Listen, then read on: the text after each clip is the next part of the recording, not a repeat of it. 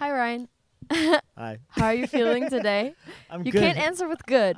I'm fabulous. Wow. That's So it must be a really good day that'll today go for you. viral. No, I'm a little tired. I flew in. I got in last night, and then of course, whenever you get to Berlin, you have to stay up till 5 o'clock in the morning and beat a Bachelor. So yeah, I'm running on a very little sleep and a lot of air miles. Wow. Okay. Yeah. How are you doing? Me? Yes. I'm fantastic. Fantastic. Yeah. Only 'Cause I'm F. so happy only that I F can attitude, interview you actually. today. It's just an honor. I'm happy too. This is amazing. All right, I'm here with Slowhands, multi-instrumentalist, musician, and DJ. Wow. Sometimes. That's a Wedding lot. DJ for hire. A wedding I've done DJ. that before. I'm good at wedding DJ. This is just a promo video. For my new wedding DJ business. You want to marry? Hire Yeah. him. All right. You want your whatever. wedding to last 1 year. Been together for 10? I'll ruin that. What instruments do you play? What instruments? Well, or just play? I play the guitar is what I went to university for. Dropped out of university for. And then That was my second question, actually. Why did you drop out of university?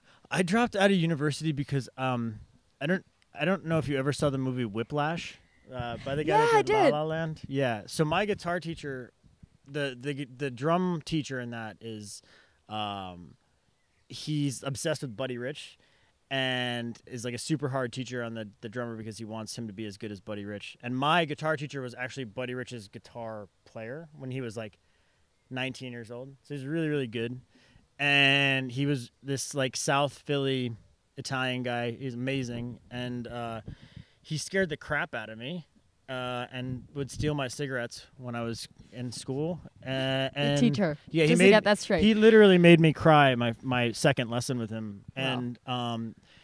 But I learned a lot, and he drove me to. I literally practiced like 8 hours a day for an entire year. And by the time university had ended, or the year had ended, all my friends were like having fun and getting laid and drinking like what you're supposed to do in college, and I had just like turned into an albino weasel that like just hid in a practice room. And so I literally like got out of my final test for the year, and I went to Northeast Philly and sold my guitar.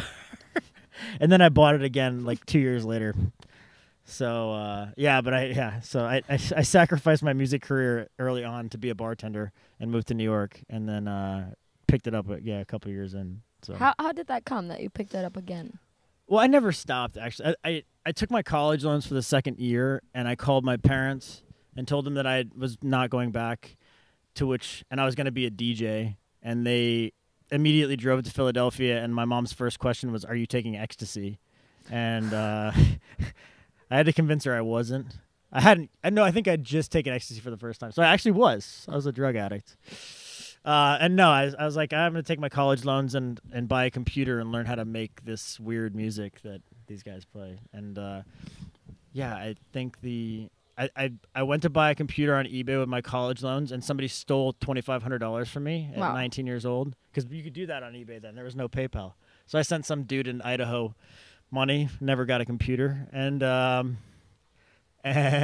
so my parents were kind enough to lend me the money to buy a computer, and then all the necessary stuff to record. And I think the first thing that I ever recorded was Indiana Jones Part 2 from a VCR. These kids don't know what that is anymore. It was a thing that played movies. Yeah, I recorded the dude being like, Khalifa, and put it into Logic, and that was my first recording ever. And I don't know whatever happened with that, but didn't become a song, obviously. No, maybe you have to post it one day, just to have it like a I wish I fact. had hard drives of my old stuff, my old trance music that I used to make, sampling Indiana Jones.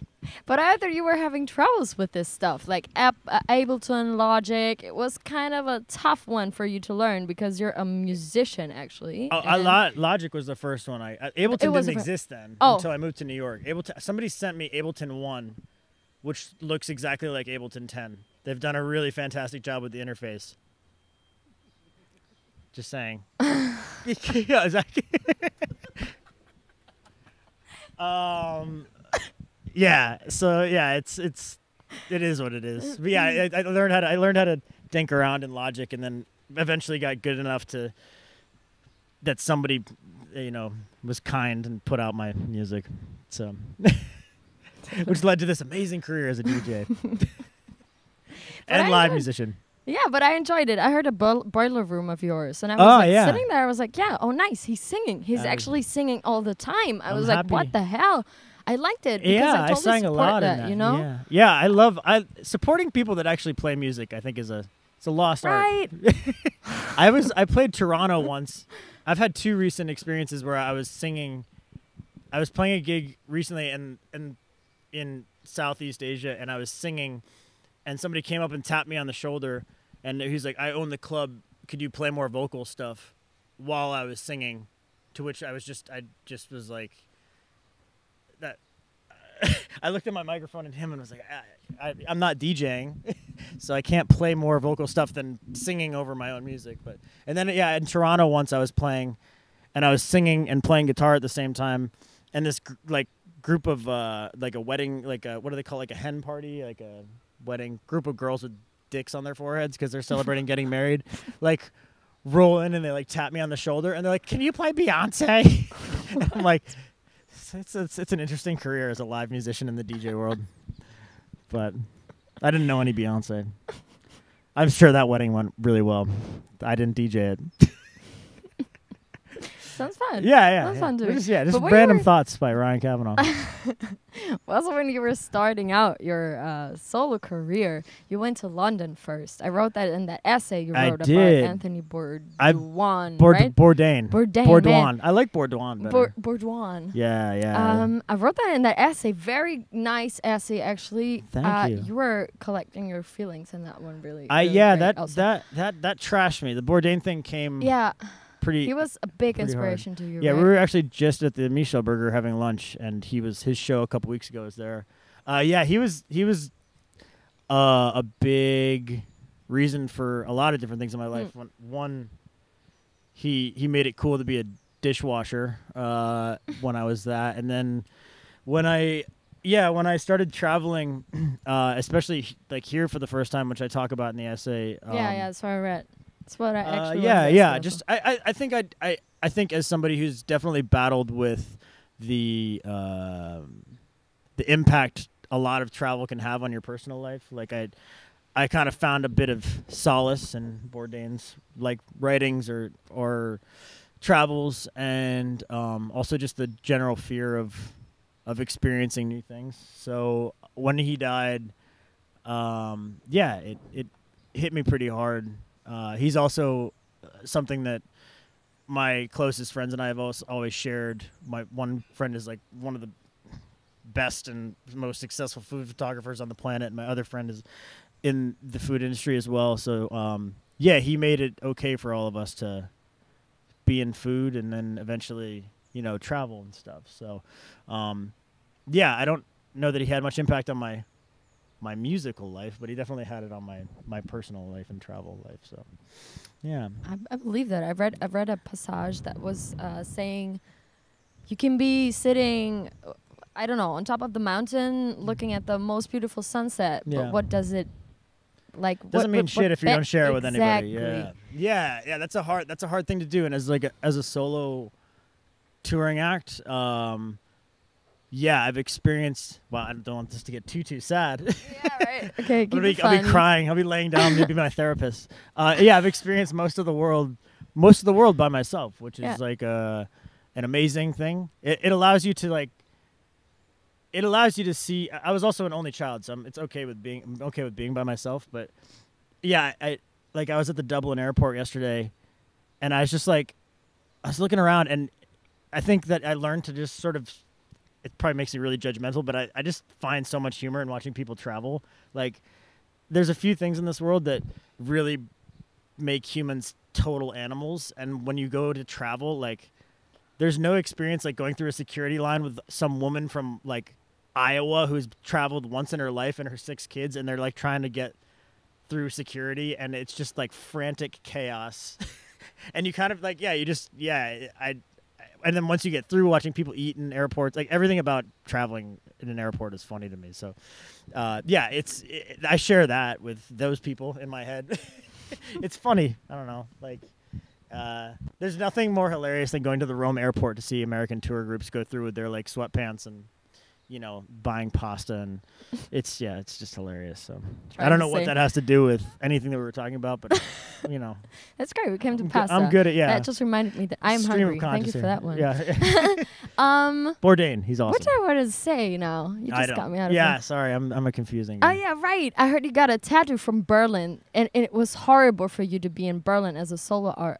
Like for the first time when you went there, you went to London, right? On your first tour. Yes. Thing, whatever. And then you went to Berlin. Yes. And you got a tattoo from it. Can you show it? I got a tattoo from Berlin. I have the Michel burger. So, I have this and this, which are when I came to Berlin, I would live here for like months at a time, and I would always live at the Michel burger hotel, like just opened up. Yeah. And the first year that I was there, for some reason, my tour had been extended almost till October, which like in Berlin, once the end of August hits, like everybody leaves. So the hotel is like rammed, and every week you'd be partying and hanging out. And then like soon as August is over, everybody goes home and goes back to work. Like the summer ends in Berlin. And so I was in Berlin for a month by myself, and I was staying at the hotel, and I would go down every morning, and coffee now is much different, but back then you could only get espresso here. And I was used to American coffee, so I would go down and I would order 8 shots of espresso and a glass of milk, and when the bartender would turn around, I would mix them all together, and then she would frequently like turn around and just be like, how did he drink that much coffee that quickly? Because I didn't want her to think that I was a fat, gluttonous American, but it just tasted like regular coffee to me. So one day I'm by myself and I'm at the bar and I order that, and the Italian bartender like turns around and she's like, I got you, because she like caught me pouring, and I was like, I'm like, oh, coffee here is not the same. Anyway, long story short, she's like, oh, you should meet my boyfriend. He spent time in America, and he's telling me, and we're Italian, that coffee there is really strong, which is like, it's like a myth that it's not, that coffee's weak there. So I meet her boyfriend. Anyway, this is Elena and Jacopo. They're like our amazing Italian friends. So the last time I was in Berlin, I was at their house, and Tom and Nadine, who own the Michel burger, they started a schnapps company. And I remember being here when they were starting that and doing all this stuff. And so we were sitting, and Elena and I were all in their kitchen, and they were sitting by the bottle, and each bottle was turned around, and one was the wolf, and then the fox, or whatever these things are. One was the bird. And so it just represented like Berlin and my friends, and Elena and Jacopo were sitting by the bottles, and I was like, I'm gonna get a tattoo of that. I wanted a tattoo tirade last summer. So yeah, it just reminds me of Berlin every time I get to look at it. So. You see? Yeah, yeah. A bird and a fox. Fox, wolf. Fox, wolf thing. Wolf, fox. Fox. Wolf, fox. Okay, I just lost what I'm super good at distracting. Absolutely. You're like talking so fast, I'm just trying to get it all it's together. It's all about confusion. So I make music, and I get tattoos, and I like food, and I'm a wedding DJ for hire. What else? You also write. I write. Yes. Yeah. That was lyrics are not that easy for you. That's what I've read. It's not that easy for you to spit out lyrics and. Well, lyrics are super easy because so much of them are stream of conscious. But then you read them back and you're like, it reads like a Dr. Seuss book. You're like, son of a bitch. Like, you think you write this great song. You're like, oh, I'm heartbroken, and I'm in my studio, and I'm crying, and I'm in the halfway through a bottle of Jack Daniels, and this is going to be the best thing since, Eric Clapton wrote "Wonderful Tonight" about this woman, and I'm going to get her back. And then you like read it, and you're like, it's like, hey, by the bay, what did he say over the next day? And you're like, oh god damn it, I have to rewrite everything. So, and it's like that's something. It works in trap music, I guess, but when you're like writing a folk song over a 4/4 rhythm and you want to be sentimental, it sounds kind of cheesy when every single line rhymes. So yeah, that's a huge challenge with writing lyrics, like trying not to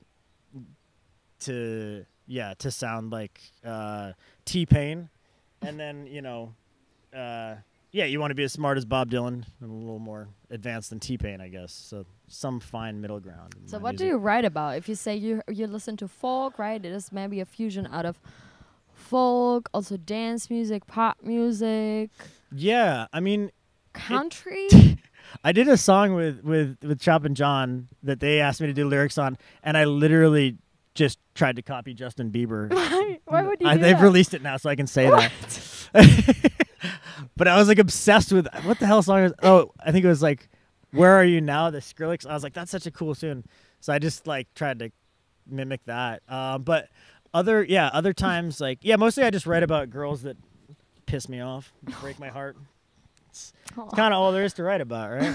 No, it's heartbreak. Yeah, I was reading a Jamie Liddell interview once where he made an album and he was saying like he was really happy with his new album because it was the first album that he'd ever written that wasn't just it was about him being happy. And I always think about that. So I try to write about positive things, but certainly there's a lot of inspiration in frustration and heartbreak. So yeah, it's sort of I write about everything, like girls, travel, not so much about food. Try to avoid Trump and politics. You know. Oh yeah, that's better. Nothing that's orange. I don't write anything about anything that's orange. Do you have any phrase, something that you wrote, like a small passage that you would like to tell me and the camera now? Like something that means to you like a lot, you know what I mean? No, I don't have any. Why? No, I was recently talking to somebody about, because I've been writing a lot like of essays lately, and I was talking about the process of songwriting recently, and I was saying that I recently wrote a song for somebody, and whenever you write a song for them and you send it to them, their first reaction is, "What are you saying?" Because I put too much processing on my vocals. And then when I told them, they got really, really mad at me because they were like, "You're an arrogant asshole, and that's so mean that you would say that." But when you write, it's just a lot of artists. Like if you take Cardi B for example, she has this song "Ring," and the whole time she's in it, she's just like telling the dude to piss off and that she's like queen bitch, and it's just, but you can tell that she's hurt by the guy. So you're like, she's just kind of projecting this ego and to make herself feel better. And I think you do that in music a lot. And I think the meanest thing I've ever wrote is actually in one of the more popular songs I did. And it's "Phonograph Love," and it was about a girl, and there's a lyric in it where I talked about flying her ass over on first class, and then eventually lead to saying that I hope that she has an STD, which is really mean. And I don't know how it led to that. Like, I don't feel that about her at all, but it just, like, with the rhyme scheme and the lyrical content, I was like, that. And got a little creative. It's funny because when I see people listen to this, they're like, somebody just actually, oddly enough, for a wedding, I just got a request. Somebody's like, "I love Phonograph Love, and my husband and I fell in love to it. And we were hoping that you could either perform it at our wedding or do a version especially for us." And I'm like, well, that's beautiful. Of course I want to do it. And that's what I just remembered. I was like, it's weird that somebody would fall in love to a song where I'm accusing someone of having an STD. But you know, who knows? Like, love is a strange thing. So maybe that was a part of their relationship that they related to. STDs and flying asses around on first class. The last time I flew on for anyone on first class. But yeah, that's you enjoy? I can't remember what the lyric is though. I'm trying to fly ass on. It's something about burning. It's so mean. It's anyway. Cut that out of the interview. There's other than that, yeah, I think the best lyric I've ever really written was personally is in Turn Up. There's a song I did called "Turn Up the Moon." And that's probably the best lyrically written song where it was about my best friend getting married and feeling sort of left behind because of my immaturities. And both of my best friends got married, and they're both big surfers. And so the entire song was I referenced like the Iliad and the adventures of like Homer and Ulysses and that stuff, and then I equate everything to the ocean and to surfing references, but somehow relate it all back to me because I'm selfish. And I can't remember like what some of the stuff I talk about, coral and all these weird things. I think it's a well-written song. It's my favorite that I've written. But lyrically, other than that, yeah, nothing. Just STDs and surfing. That'll be the title of this interview. Can you tell me a place that pissed you the most off in this world? Oh man, Like just somewhere where one? you traveled. Yeah, one is enough, I guess. Yeah, it's. I was reading. I flew here from Colombia, which is a long ass trip, and I read the book "The Subtle Art of Not Giving a Fuck," which is pretty amazing. And I was actually writing an essay on my experiences in Russia, and I hate to talk shit on anywhere because every experience should be amazing. But Russia is. I've had some experiences in Russia that piss me off, and he talks about that in Subtle Art of Not Giving a Fuck. But I realized what he says in that book is that why we're so culturally different is that Russians just say exactly what's on their mind due to their history. And so, yeah, I guess that my experiences that are being pissed off were just a result of Russians existing as they exist, which is a part of their culture and heritage. So reflecting on it, it didn't piss me off. The only other place that's like pissed me off, Playa del Carmen, because I've been going there for 10 years, and it started as this beautiful, like, rustic Mecca, and now it's a DJ whorehouse. Yeah, I've been there 2 years ago. I was like, what is it's that? Yeah, it's cool if you want to see, like, trance and shop at Gucci, but other than that, you can't even see the beach anymore. Yeah. Yeah, it's like, I played there the last time at a festival, and they're like, oh, it's at this beach club, and I'm standing on the stage, and the stage blocked the ocean. And I'm like, what the hell is the point of playing when you can't see the ocean? Come to Playa del Carmen, and you can stare at a stage just like you would in Indianapolis. It's like, I don't get that at all. Like, we're just going to block the ocean here. So, yeah, whoever did that, yeah, that's a real negative impact of the DJ world, I'd say. Somehow. So DJs piss me off there. Maybe not even Do they? Carmen. Just that. Like, that's like... Playa del Carmen is a strange place just because I feel like it was actually ruined by the DJ community. They just started doing so many festivals, and then they started making money, and it, yeah, I mean, what somebody told me recently that Playa's doubled in size every year for like the last 10 years. It's insane. Wow, that's crazy. Yeah. Wow. Talking about DJs and DJs that you do not like that much, you can't identify yourself with being a DJ that much, right? So just because I'm so bad at it. Yeah. No, you're not. I heard your stuff. It's good.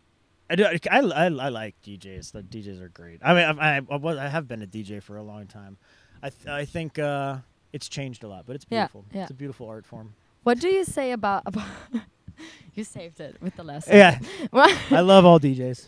I also feel like that you're not really into genres, right? You're just trying to dodge genre restrictions. Is that on your mind, kind of to fusion some stuff, like something together? I just think there's an incredible ignorance and stupidity into identifying with one thing, like with a niche thing. Like, it's like, I guess it's just not how I choose to be. And yeah, maybe I harshly judge people, but like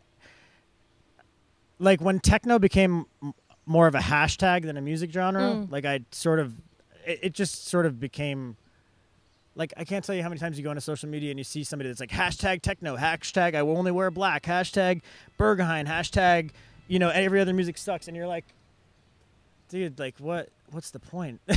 Like, and yeah, so genres for me, I mean, my career has been about crossing as many of those as possible because I like so many different kinds of music, and I studied jazz, and obviously it was in the DJ world. I just don't like when people close themselves off to other things because they're only into one thing. It's very ignorant to me. It's like, it's like. So what Ryan is trying to tell us, that is his last sentence for this interview. I was gonna say enjoy every genre and don't be an idiot and only like one type of music. Exactly. That's the whole theme of this. Right. And use me as your wedding DJ. Do that. Thank you so much. We're looking into the wrong camera all the time. That's perfect. This whole interview is gonna be like from behind. Thank you guys. Thank you.